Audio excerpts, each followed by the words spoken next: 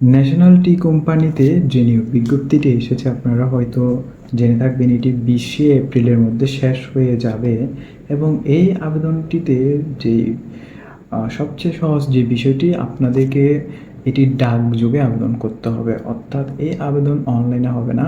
এখানে ব্যতিক্রম হচ্ছে এটি ডাকযোগে পাঠাতে হবে এবং এখানে টোটাল 3টা পদের আবেদনের জন্য নিয়োগ বিজ্ঞপ্তি এসেছে।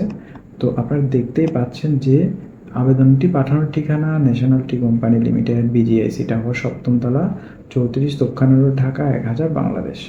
এবং এখানে যে 3টি পদের জন্য নিয়োগ বিজ্ঞপ্তি প্রকাশিত হয়েছে, একটি হচ্ছে মহাব্যবস্থাপক, 2 নম্বরটি হচ্ছে সেই মহাব্যবস্থাপক অ্যাডমিন অ্যান্ড ফিন্যান্স এবং কোম্পানি সচিব।